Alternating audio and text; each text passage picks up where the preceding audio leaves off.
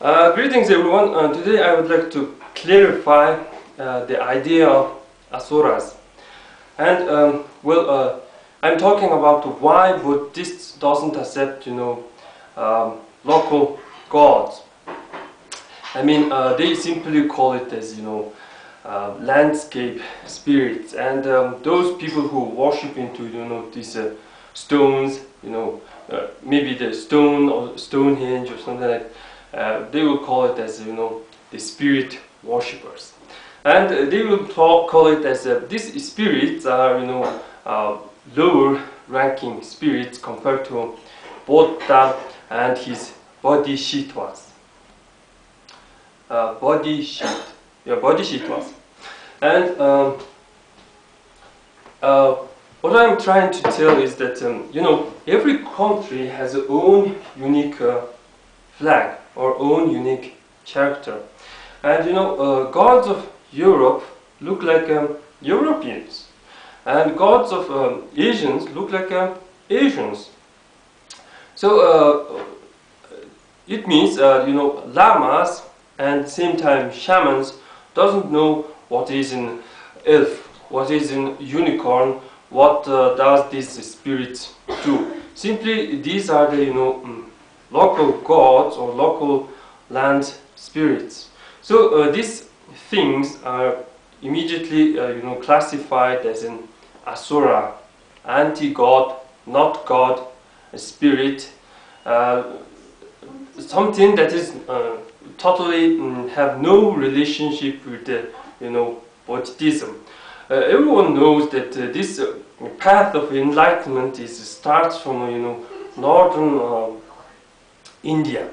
So they will simply claim that your ancestors never reached this Buddhist enlightenment, and your gods are some lower spirits, and they too need enlightenment. And in Mongolian television, they say it openly.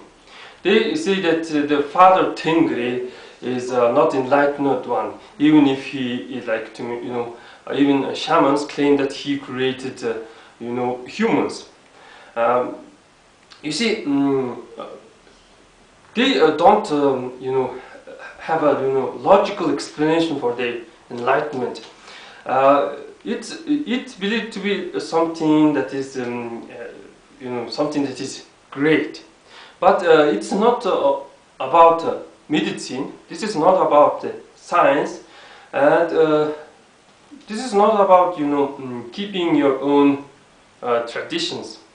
But the god that sits on lotus is Hindu gods, and it is Indian gods. And Buddhists are trying to say that the gods that sit on a lotus are superior than the old gods. And imagine that this flag is a Buddhist flag, and this flag went to Britain and became the official flag, or official. This flag is a god, and this flag is replaced British flag and became the official god. And imagine that there are people who wave in their old flag, yay, and the big lamas will say that these are the spirit worshippers. So what I'm trying to tell is that they are saying that the gods of our ancestors are not enlightened. They are like barbaric beings, and they boost pride, anger. I mean, every country has this flag, and this flag boosts their pride. And for example, Chinese Asura, or Chinese spirit, that is big long dragon, is loved by Chinese people, and these Chinese people make dragon dance, and they movies like Dragon Warrior. These things boost their nationality, their these land spirits inspire.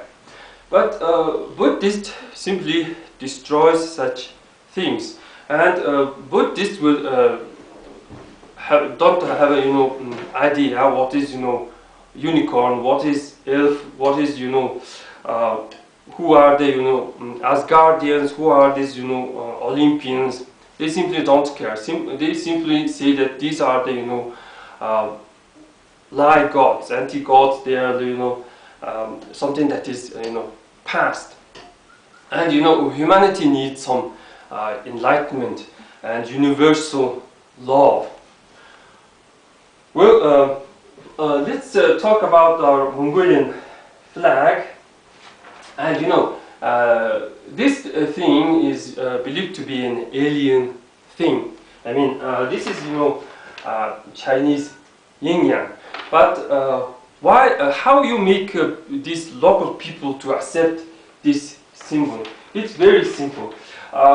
These are two different symbols. You have this original Chinese yin-yang, and you have this yin-yang with two holes. This has two holes, and this has separated. And this thing looks like this. This thing looks like something that has a hole, and something that looks like a tooth of a wild creature. For a barbarians, this symbol makes some sense, because you can put a string and you can carry it on your chest. This is one of the ancient symbols of faith, and it is an ancient symbol for culture. Well, that's pretty much for today, and thanks for watching.